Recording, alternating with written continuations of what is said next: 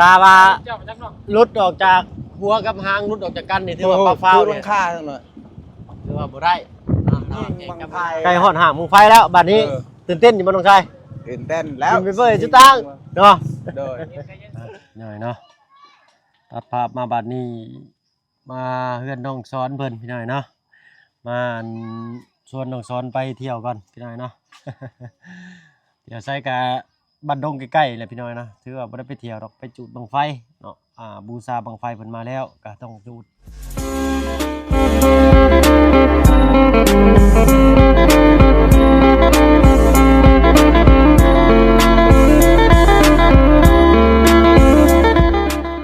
ทักทายสบายดีพ่อแม่พี่น้องหมู่เพื่อนกันเบิดทุกคนเนาะบ่ว่าฝั่งไทยและฝั่งลาว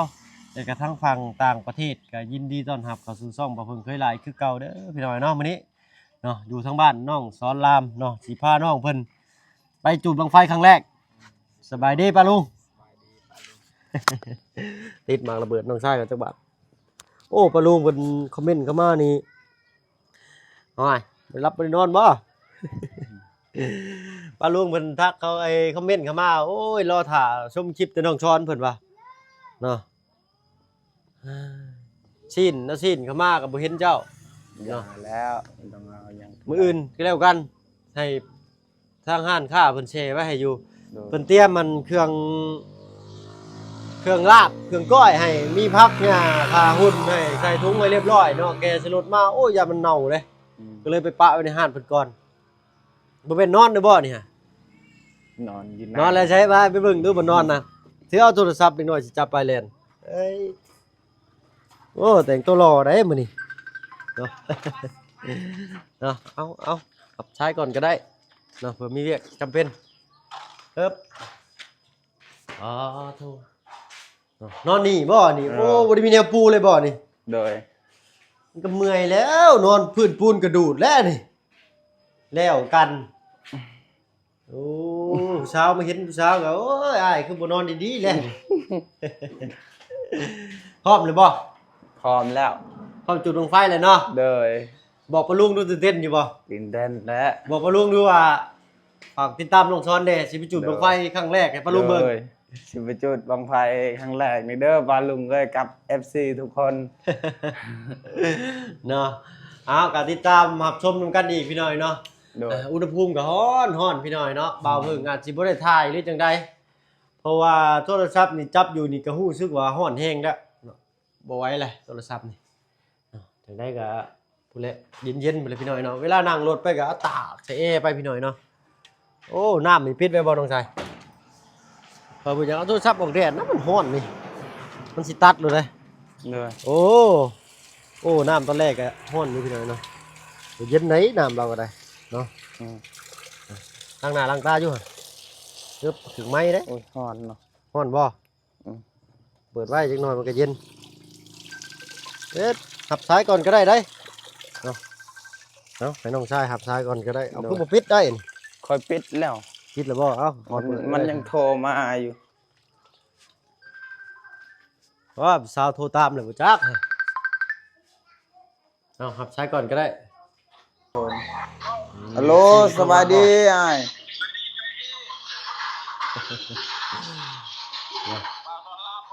โดย FC เพิ่นโทรมาหาพี่หน่อยเนาะ โดย บุญหวังไพ่เมื่อใด มื้อนี้สิไปนำกันบ่อ้าย ไม่ยัง ไปบุญบังไฟน่ะ อ๋อเอามาจัดไปยัง ยังจังหน่อยเราไป อ๋อ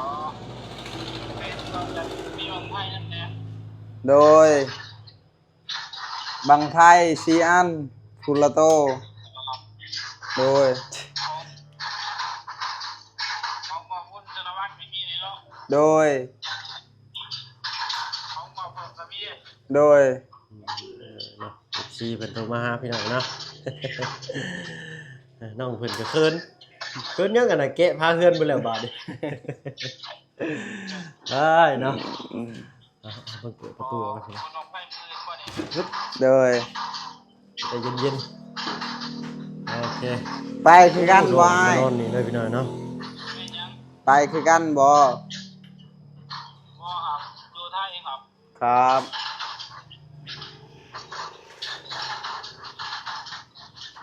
โอ้ยจุงๆเด้อ โดยยานมันขึ้นประสูงหัน ของเบาจันก็ให้มันขึ้นจุง โดย นะ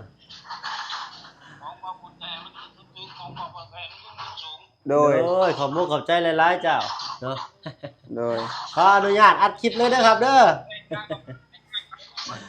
ขออนุญาตเพิ่นนำพี่น้อยเนาะ โดย ขอไปหลาย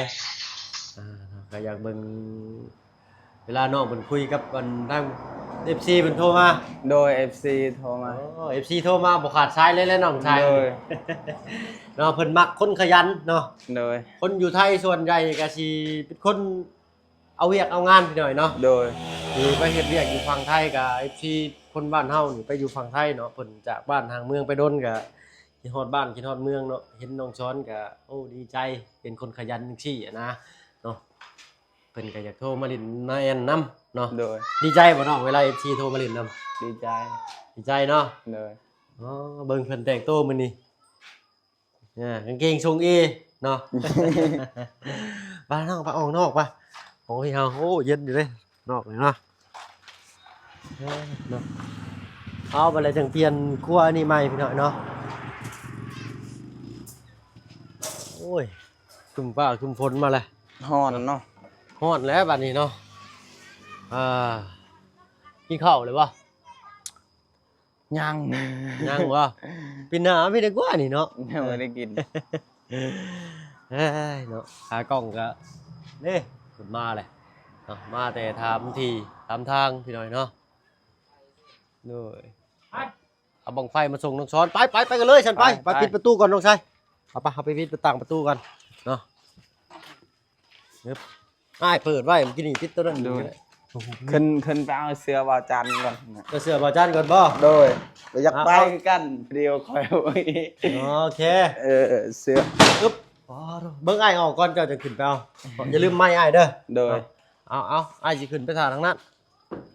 ปึ๊บเอาไปทางบ่บุญก็รอท่าอยู่เนาะ เตรียมพร้อมหรือบ่เฮาก็ได้บ่บุญ มันจุแล้วมันประกาศ โดยเนาะโดยสบายดีเจ้าเนาะ น้องติ๊กตุ๊กต่างเด้อ โดยปิดแล้วครับปิดแล้วเบิ่งอันสิขึ้นไปเบิ่งนอกเพิ่นเปลี่ยนเสื้อก่อนฮึบอ๋อโธ่ห้องนอนวัยรุ่นพี่น้อยเนาะ ยังเมนอยู่ซ้ายก็ได้ เอาเงินได้ใช้ยังบ่ได้แล้ววะ โดยมันลายแนว โดยเนาะเอาให้มันเข้าที่เข้าทางก่อนเดี๋ยวอ้ายสิจัดแจงช่วยบอกอีกเทื่อหนึงเนาะนี่พี่น้องฮู้เปื่อยเพิ่นเนาะปึ๊บขออนุญาตซูมพี่น้อยเนาะเพิ่นก็มีเอื้อยแท้ๆนี่บ่น้องสอนใช้ไม้ดิโอเคห้อยใส่คือเก่าปั๊บเขาให้เยี่ยมไปบ้าน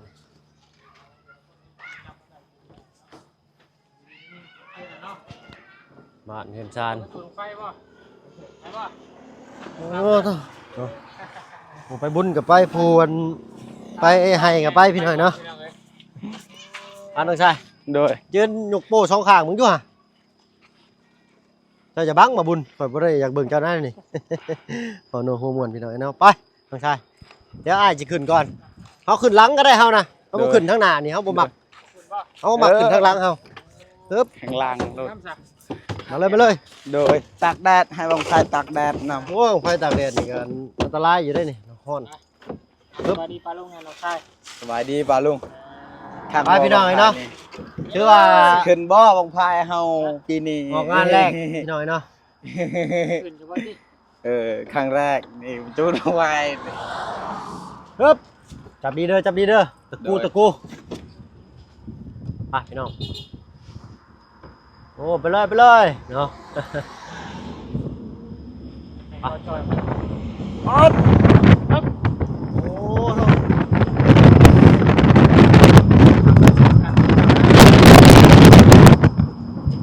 แหกร้านเนาะ โดย เนาะ คนชัก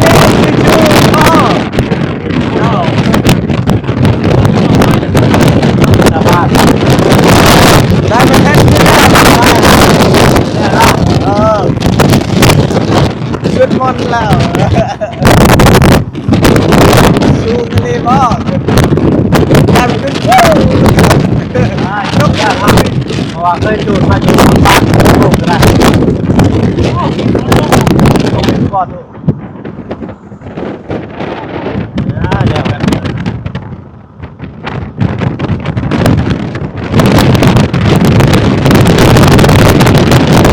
ซูมนี่มันเดิน ไปก็ได้ได้เนาะเนาะไปได้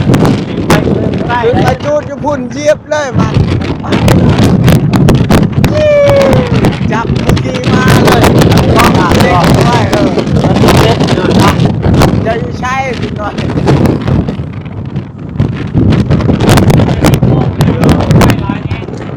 200บ่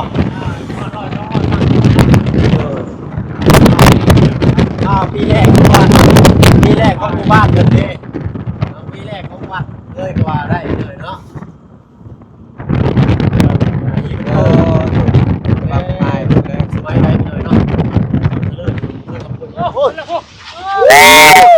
โอ้คุณชื่อเกี่ยว โอ้โห เรียบร้อยโอ้โต๊ะแล้วไปเช็ค เป็นนักซ้อนคักอยู่บ่ คัก ตื่นเต้นเนาะ คนเก่าได้บ่เพิ่ง ฮะ คนเก่าได้ เนาะ โอ้มันตกเลยถึงลังคาเฮือนจริงหน่อย เนาะ คนเก่า โอ้ คนเก่าเลย ตายแล้วเสร็จแล้วซูนี่ โอ้ยเจอ โอ้โอ้โอ้โอ้มีชายอีก อังขาดอะไรที่ถือว่าปั๊บเฝ้า โอ้ถึงลังคานี่จริงหน่อย ตาว่า เจ้ามาจากนอก ลุดออกจากหัวกับหางลุดออกจากกันนี่ถือว่าปั๊บเฝ้า ถึง เนี่ ลั ย งคาจริงหน่อย ถือว่าบ่ได้เนาะแต่ว่าแข่งกับเวลานะพี่น้อยเนาะ ถึงลังคาเฮือนนี่ หน่อยเนาะ โอ้โหอยู่พุ่นเนาะ เราก็ตื่นเต้นพี่น้อยซึ่งข้อน้ำอยู่เราก็ได้เนาะ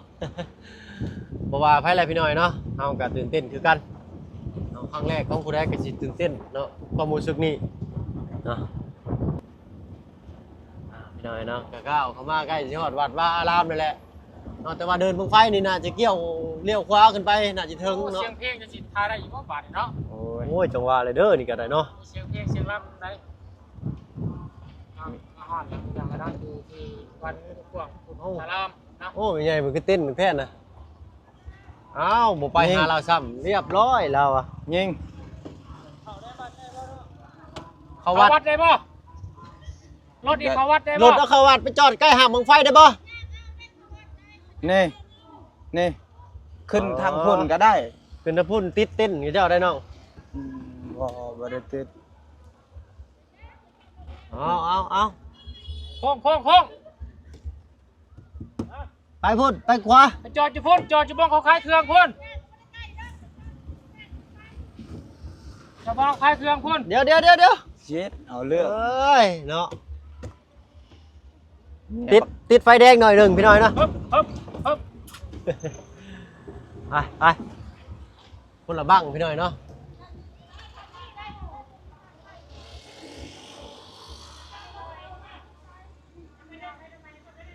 พุ่นไปจอดข้างพุ่นเลยไก่ย่างเอา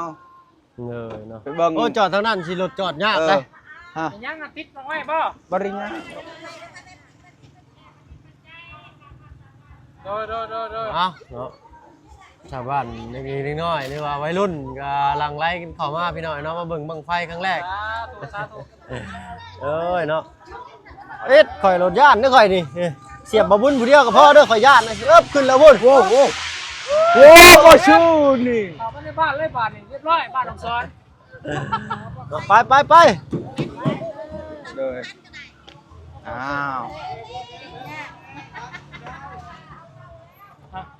เอาคุณมีใบน้ำน้อยน้ำบาบุญพุ่นแหละเนาะ สาธุเด้อ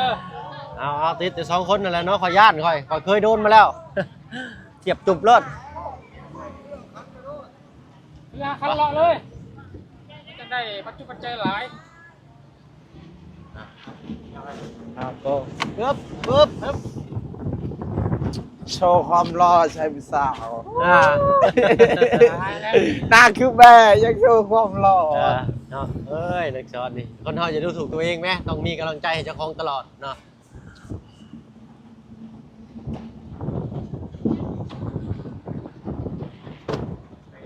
ตะกูดีๆตะกูดีๆจะหลุดออกตัวแห้งกันงายประงางบ่ได้เด้ จูดบังไฟประเทศลาว ขึ้นได้ยี่บ่นี่เนาะ บ่ได้รอดหัวนั่งลงเด้อ ได้โลดบ่เป็นหยัง ไปเลย ไปเลยต้มมันเลย ไปเลยต้มมันเลย รอด รอดไปโลด เอ็ด โอ้เหยียบแก้วเสร็จ ว่าแล้วเพิ่นถ้ากินเลยก็ถิ่มไปตัวทีบเนาะ เอาพี่น้อยนะ เอ็ดโอ้ยบ่ชื่อเลย ได้แล้วบ่เห็นว่า บ่ชื่อเนาะ บ่ซื้อแล้วเพิ่นจุด เอ้า โอ้ย โอ้ยเนาะ ซื้อสิครับ อันนั้นห่างน้อยเมื่อกี้นี่เนาะเบิ่งเด้อห่างไฟใส่เบ้าตาพี่น้องประชาชน บ่ชื่อเลย เนาะไปขึ้น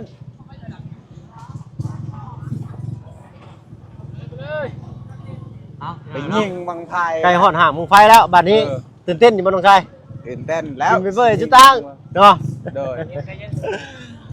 จะหน่อยฮอดนี่พี่น้องฮอดแล้วเนาะอันนี้ก็จะเป็นห่างเนาะบ้านเพิ่นเฮ็ดเพิ่นฮู้ว่าบังไฟลายแล้วเพิ่นก็เลยเฮ็ดเป็น2ห่างเนาะห่างน้อยแล้วก็ห่างใหญ่เนาะเอ้าที่บ่ซั่นบ่ได้อยู่ห้านเนาะ พี่น้อยเนาะ อยู่ได้บ่ลงมา ไปน้องชายไป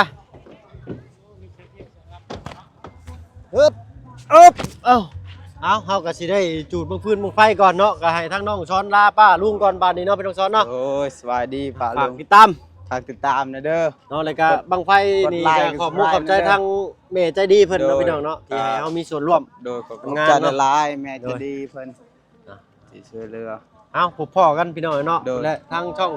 บาวบุญสารวันหรือว่าทาง โดย ช่องบาวบุญบ้านป่า โดย ขอโทษขออภัยบาวบุญสารวันเลยกับทางช่องลุงจันทร์เพิ่นพี่น้องเนาะ โดย ติดจงใส่ติดเพลงเนาะโอ้เนาะเห็นในคลิปเพิ่นเอาก็ดีอกดีใจนำขอแสดงความยินดีนำบาวบุญบ้านป่าพี่น้อยเนาะพอได้อันนั่งท้ายกระบะก็เอาดอกเท่านั้น โดย เอาไปแหละลาพี่ลาน้องก่อนพี่น้อยเนาะเชียงกองเชียงลำเขาแล้วบัดนี้เนาะ โดย เอาฝากติดตามหน่อยเด้อพี่น้อยเนาะเอาเป็นว่าสบายดีจ้ะ